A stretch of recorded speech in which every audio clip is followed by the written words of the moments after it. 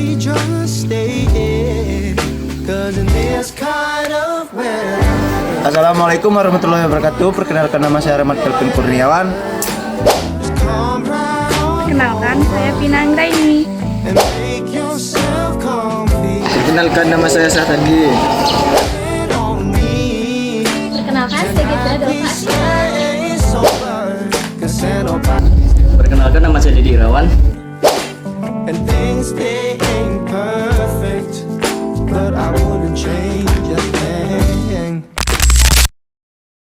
A. Struktur keruangan serta perkembangan desa. Menurut Bintarto 1983, 11-12, desa adalah suatu hal perpaduan antara kegiatan sekelompok manusia dengan lingkungannya.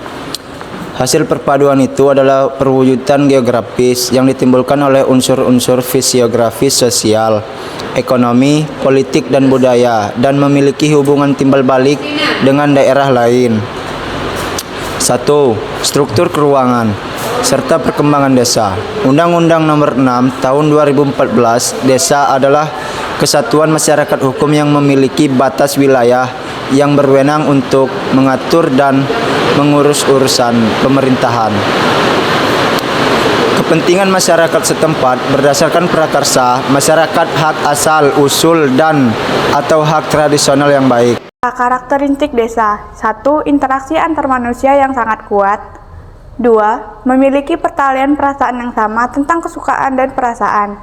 3. Keluarga di desa-desa merupakan satu unit sosial dan unit kerja. 4. Mata pencarian penduduknya bersifat agraris. 5. Proses sosial berjalan lambat.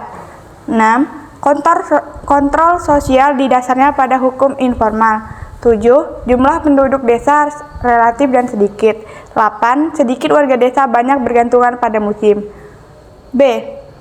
Unsur-unsur pembentuk desa. 1. Wilayah adalah luas area batas, kondisi geografis, dan sumber daya alam yang ada di desa. 2. Penduduk adalah jumlah, kepadatan struktur umumnya, mata pencarian, dan budaya masyarakat desa. 3. Perilaku adalah tata kehidupan cara hidup masyarakat desa termasuk sistem sosial, budaya, ekonomi, dan politik. C. Klasifikasi pembentukan desa. 1. Potensi sumber daya alam. Sumber daya alam adalah segala sesuatu yang berasal dari alam dan dapat dimanfaatkan untuk memenuhi kebutuhan manusia.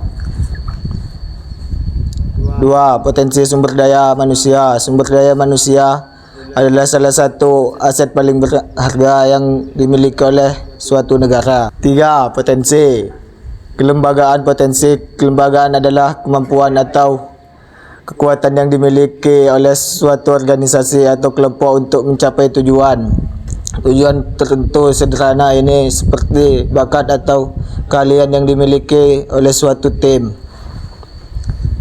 4. Potensi sarana dan prasarana. Sarana dan prasarana itu seperti alat-alat atau fasilitas yang kita butuhkan untuk melakukan berbagai aktivitas sehari-hari. Bayangkan seperti jalan, jembatan, sekolah, rumah sakit, dan lain-lain. Semua itu termasuk dalam sarana dan prasarana. D. Tipe-tipe desa. Yang pertama, desa pesisir atau nelayan DNT.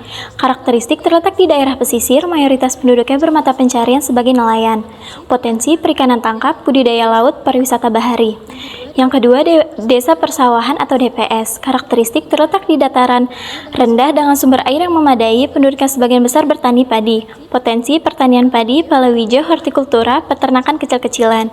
Yang ketiga, desa perladangan atau DPL. Karakteristik terletak di daerah perbukitan atau pegunungan.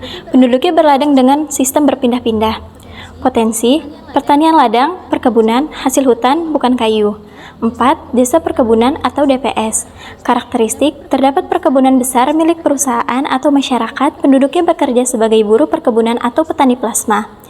Potensi perkebunan teh, kopi, kelapa sawit, dan karat. Yang kelima, desa peternakan atau DPT. Karakteristik penduduknya sebagian besar beternak sapi, kerbau, kambing, ayam, atau hewan ternak lainnya. Potensi peternakan besar, peternakan rakyat, pengelolaan hasil ternak. Yang keenam, desa perdagangan atau DJP. Karakteristik terletak di pusat-pusat perdagangan atau jalur transportasi, penduduknya banyak yang berdagang. Potensi perdagangan besar, perdagangan eceran. Yang ketujuh, desa pertambangan atau DPG. Karakteristik terdapat sumber daya mineral seperti batu bata, minyak bumi atau emas, penduduknya bekerja di sekitar pertambangan. Potensi pertambangan pengolahan mineral. Yang kedelapan, desa industri kecil dan kerajinan atau DIK. Karakteristik, penduduknya banyak yang bekerja di industri kecil atau membuat kerajinan tangan.